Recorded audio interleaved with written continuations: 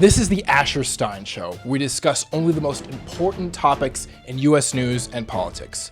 That's why today I'm going to be talking about where each of the characters in Family Guy would fall under the classic political compass. Please note that this is a very serious topic, so I'm going to need all of the comments to be respectful on this delicate issue.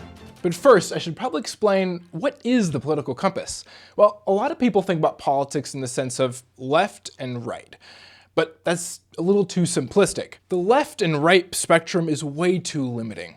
That's why scientists created the political compass, a tool to much more effectively group people into tight little boxes. So the political compass is a two-dimensional graph. So on this x-axis, we have economic freedom. So people on the left of the x-axis think that there should be more government control over the economy and the distribution of goods and services. People on the right of the x-axis think that economic activity should be down to more individuals and private businesses. Then you have the y-axis, which is authoritarian at the top, libertarian at the bottom. People who lean authoritarian think the government should have more of a say in people's personal lives. People on the libertarian side think that the government should let people live the way that they want to. All right, now that we got that out of the way, it's time to place all the Family Guy characters into the political compass. All right, Peter Griffin I would put in auth-right, okay? Not because he's necessarily Republican. There's that whole scene where he fights Donald Trump. Auth-right is typically seen as the Republican, but I think Peter takes a more authoritarian stance in the household, and he would appreciate a government that has more tight control over what people can do. And he also seems very conservative on social issues and the economy. So I'm going to have to put Mr. Family Guy in auth-right. All right, Lois Griffin. I am not quite as confident. I'm probably also going to put her in auth-right. This one's a lot more tricky. She seems to be pretty conservative when it comes to money issues. Her family, the Peterships, are very rich, so I feel like I can see her leaning a little bit more conservative on social issue or on economic issues. On social issues, might be more progressive, but also I think there's that one episode where she hates gay people for some reason. Something about two gay people getting married. I just don't think it's right. I don't really remember. Anyway, I'm going with Lois Griffin, also auth-right. All right, let's gotta go with Stewie Griffin next, which is this one. He's definitely in the top. He's definitely top side of it. Wants to control the world. Very authoritarian with his plans for world domination. I am probably gonna have to go with off left because of his ideas for a one world order. I think Stewie would like to seize the means of production and achieve that one world order through that. Although you could say you could also make an argument for auth-right as well. But I'm right. I'm always right. This video is 100% accurate. And we can just move on.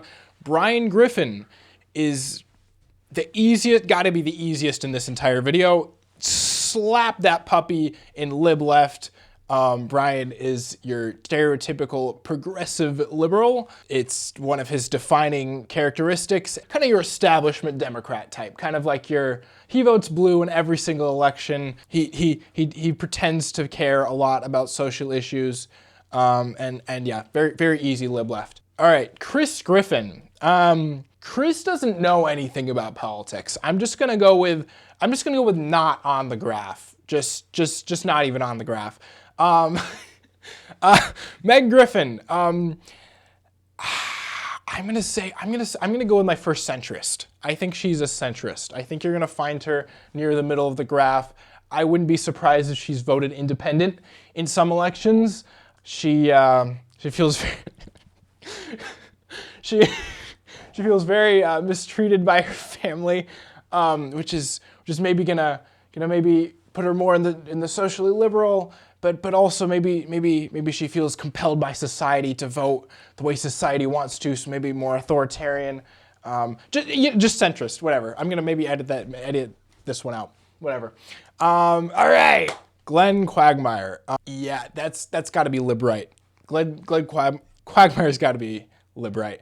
Quagmire is obviously known for his, shall we say, hedonistic lifestyle. He also is I think, former veteran.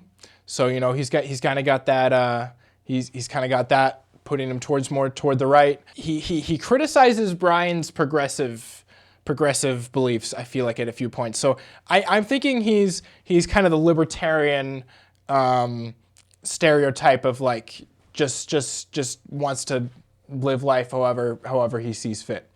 Moving on to Joe Swanson. Let's just say Joe Swanson voted for Trump all 3 years.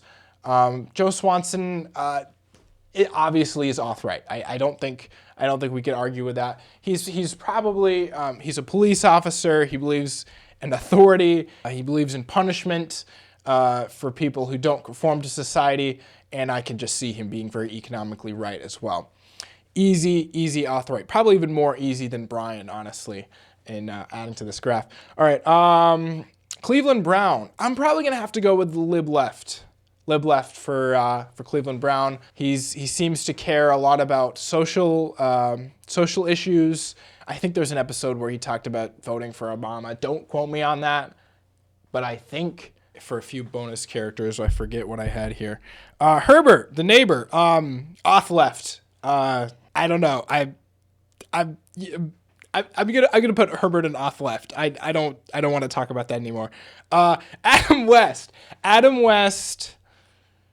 Alt-right. He's got to be alt-right. He's a wacko. He's a wacko politician, but I can totally see himself being on the establishment right, as the mayor. I don't know. Just maybe there's parts where it says he's a Democrat or something. I can see him being alt-right. And then Mort Goldman. Who added Mort Goldman to this list? See, Mort Goldman definitely voted Democrat. Like 100% has voted is a Democrat voter. However, I'm honestly putting him as an alt-right Democrat, which they do exist. I think political party is not the same as the political compass. I think he's alt-right Democrat voter. Just based on owning his own business and being very financially frugal. Okay, that's the list of the Family Guy characters that I would place on the political compass.